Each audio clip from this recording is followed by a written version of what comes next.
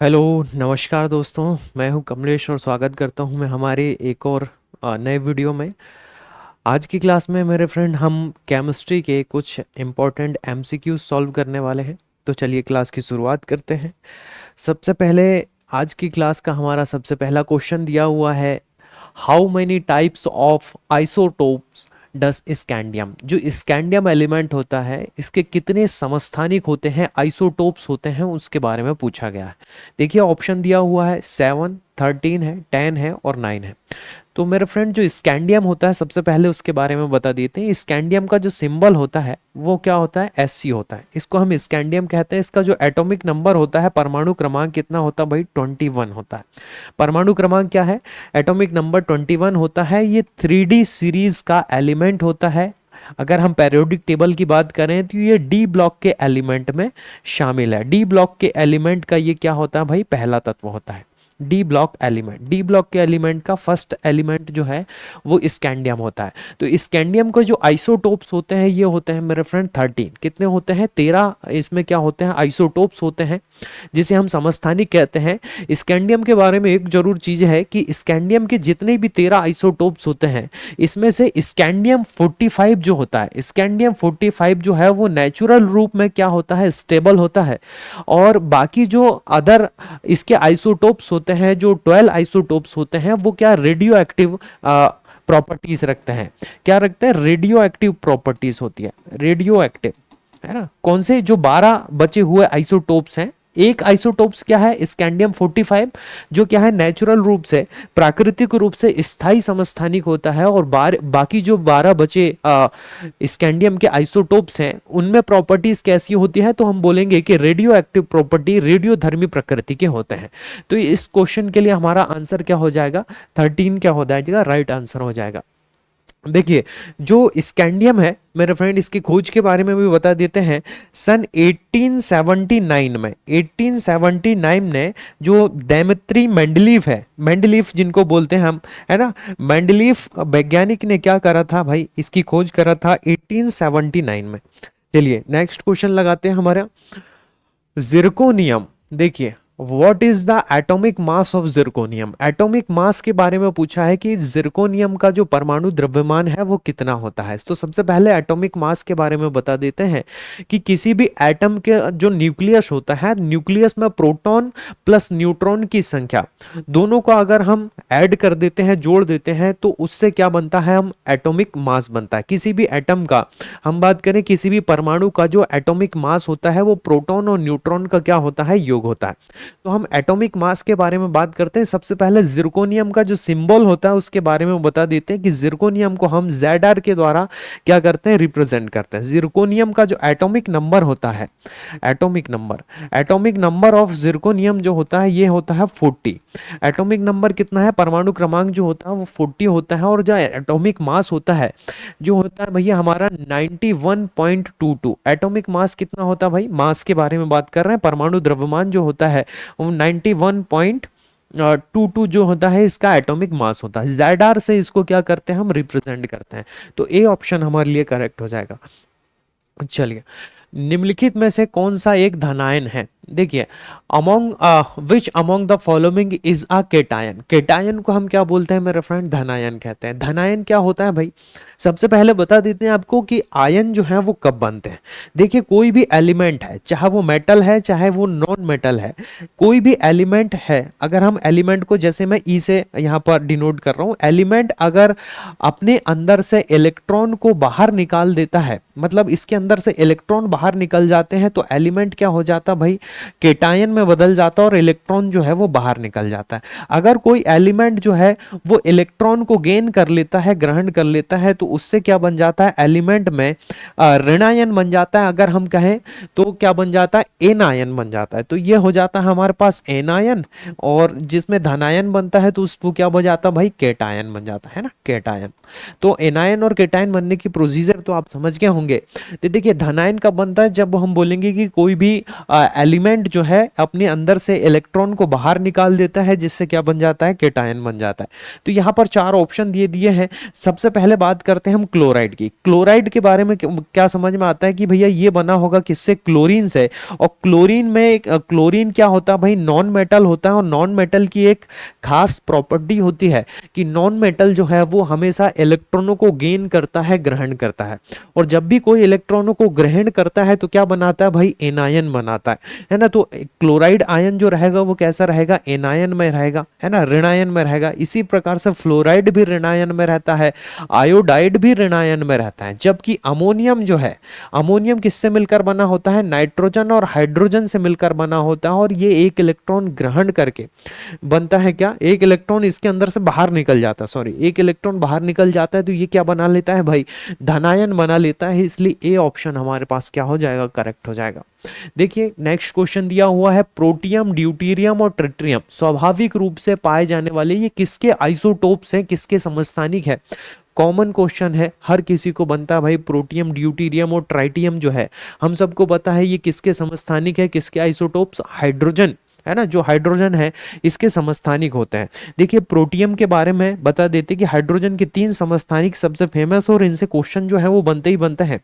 इनका atomic number क्या होता है भाई, सेम होता है। जबकि एटॉमिक मास जो होता है वो तीनों का डिफरेंट होता है, 1, 2 और 3, है ना। इसका नाम क्या होता है भाई, प्रोटियम है, इसका नाम ड्यूटेरियम है और इसका नाम ट्राइटियम है।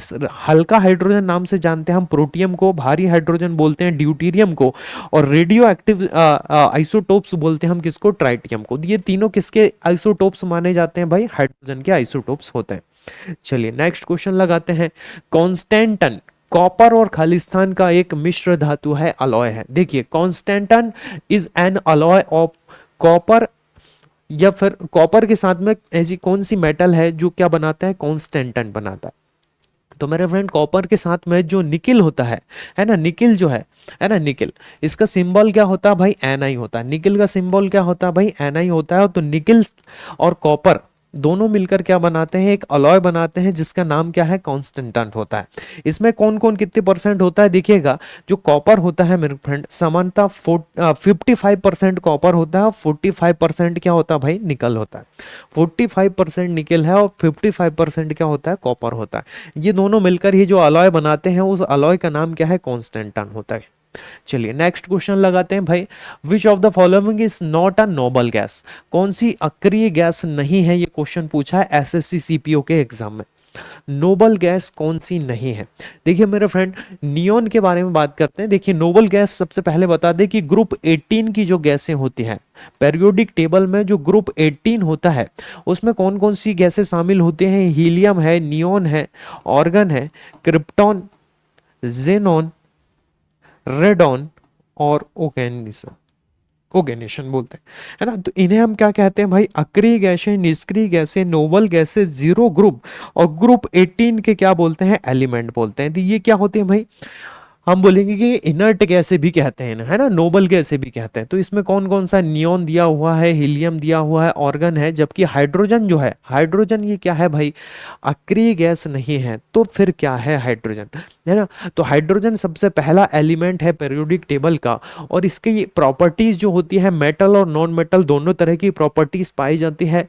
इसलिए इसे हम क्या कहते हैं भाई, इसे हम आवारा तत्व कहते हैं, है ना। हाइड्रोजन जो है वो सबसे हल्की गैस होती है, और भविष्य का ईंधन भी किसे कहा जाता है, हाइड्रोजन को कहा जाता है। इसे भविष्य का ईंधन क्यों कहा जाता है, क्योंकि हाइड्रोजन जो है इसके पास जो है एनर्जी बहुत ज़्यादा होती है, लेकिन इसकी एनर्जी को यूज़ करने के लिए इसे बहुत ही ठंडे टेम्परेचर पर रखना पड़ता है। और इतना ठंडा टेम्परेचर जो है वो बनाने के लिए कुछ मशीनों की आवश्यकता पड़ती है, और ऐसी मशीनें अभी बनाना थोड़ा सा कॉस्टली होता है, जिससे क्या हुआ, हाइड्रोजन के अंदर से बहुत सारी एनर्जी जो है हम गेन कर सके, ग्रहण कर सके। तो भविष्य में ऐसी कोई मशीन बनेगी जो हाइड्रोजन जो गैस है उस गैस को ठंडा रख सके, और उससे क्या कर सके, एनर्जी को प्राप्त कर सके। इसलिए इसे हम क्या कहते हैं, हाइड्रोजन को भविष्य का ईंधन कहते हैं। ये क्या है, एक प्रकार से अक्रिय गैस नहीं है। देखिए नेक्स्ट बहुत ही शानदार क्वेश्चन दिया हुआ है भाई, मूर्खों का सोना, फूल्स गोल्ड। फूल्स गोल्ड किस नाम से जाना जाता है? देखिए ये है हमारे सामने दिख रहा है, ये असली सोना है भाई, और ये क्या है? मूर्खों का सोना है ना। Which mineral is also known as fool's gold. मूर्खों का सोना जो है वो किसे कहा जाता है? क्वार्ट्ज को, मैग्नेटाइट, पायराइट या फिर फ्लोराइट?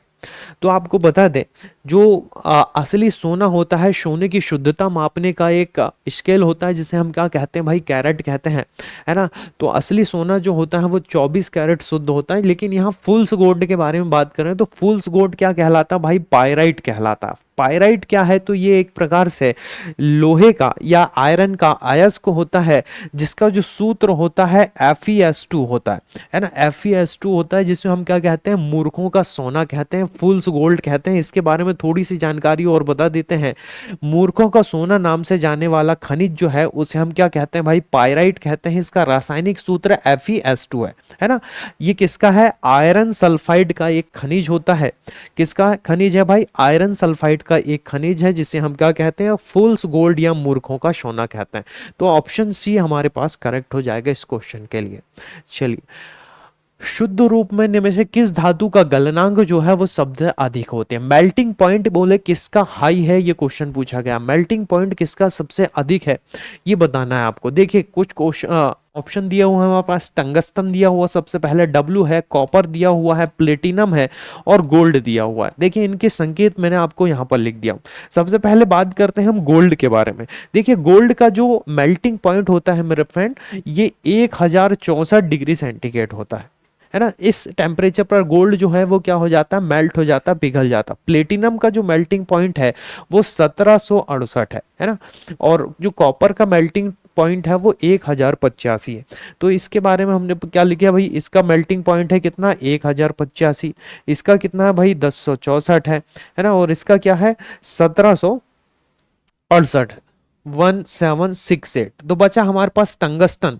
टंगस्टन का जो होता है लगभग 3450 या 3500 बोल सकते हैं भाई, अलग अलग बुक में अलग अलग लिखा रहता है। तो इसका जो मेल्टिंग पॉइंट है सबसे हाई होता है ना। टंगस्टन का मेल्टिंग पॉइंट जो है वो हाई होता है। चलिए, नेक्स्ट क्वेश्चन है कि कोयला खदानों में विस्फोट का कारण कौन सी गैस होती है? जो कोयला की खदानें होती हैं उसमें कौन सी गैस जो है वो विस्फोट करती है, विस्फोट का कारण बनाती है? तो देखिए मेरे फ्रेंड, इसका आंसर है मीथेन।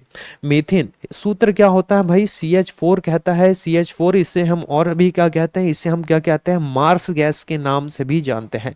मीथेन को क्या बोलते हैं? मार्स गैस के नाम से भी जानते हैं। ये मीथेन को गैस जो है वो कोयले की खदान जो होती है बोले, है ना, एक्सप्लोशन का काम करती है कोल माइंस में। कोल माइंस में जो है विस्फोटक बनाने का काम करती है मीथेन, है ना। निश्चेतक के लिए निम्न में से किस गैस का उपयोग किया जाता है भाई? निश्चेतक के लिए किस गैस का प्रयोग किया जाता है? इस क्वेश्चन का आंसर जो है वो आप मुझे कमेंट करके बताएंगे कि इस क्वेश्चन का आंसर क्या है। इसी प्रकार की अगर आपको वीडियो और भी देखना है तो हमारे वीडियो को लाइक करें और चैनल को सब्सक्राइब करें, ताकि इसी प्रकार के इंपॉर्टेंट क्वेश्चन हम आपके लिए लेकर आगे भी आते रहें। तो मिलते हैं हमारे नेक्स्ट वीडियो में। Thank you for watching.